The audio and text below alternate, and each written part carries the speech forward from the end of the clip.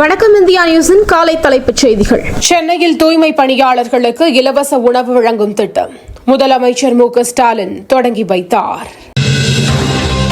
2026 தமிழ்நாடு புதுச்சேரி தேர்தல்களிலும் பாஜக கூட்டணி வெற்றி பெறும், அண்ணாமலை உறுதி. பீகாரில் பாஜக கூட்டணியின் வெற்றிக்கு எஸ்ஐஆரும் காரணம், சீமான் பேட்டி. எஸ்ஐஆர் நடவடிக்கையால் பாதிக்கப்பட போவது உழைப்பாளிகள், ஏழைகள்தான், தாவேகா தலைவர் விஜய் கருத்து. எஸ்ஐஆர் விவகாரம் தொடர்பாக இன்று ஆர்ப்பாட்டம், தொண்டர்களுக்கு தாவேகா அழைப்பு. ஆர்ப்பரித்த திற்பரப்பு அருவி, குவிந்த சுற்றுலா பயணிகள். பழனி கோவிலில் தரக்குறியீடு பெற்ற பால் மட்டுமே அபிஷேகத்திற்கு பயன்படுத்தப்படும், தேவஸ்தானம் அறிவிப்பு.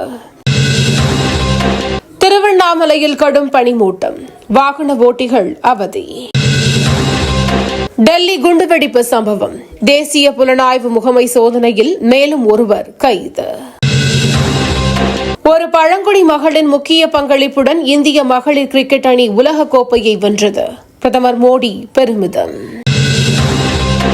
அர்ஜென்டினா ஆலையில் வெடி விபத்து, 22 பேர் காயம்.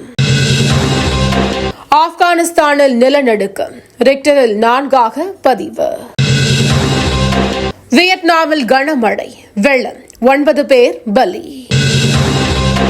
வங்கக்கடலில் உருவானது புதிய காற்றழுத்த தாழ்வு பகுதி, வானிலை மையம் அறிவிப்பு.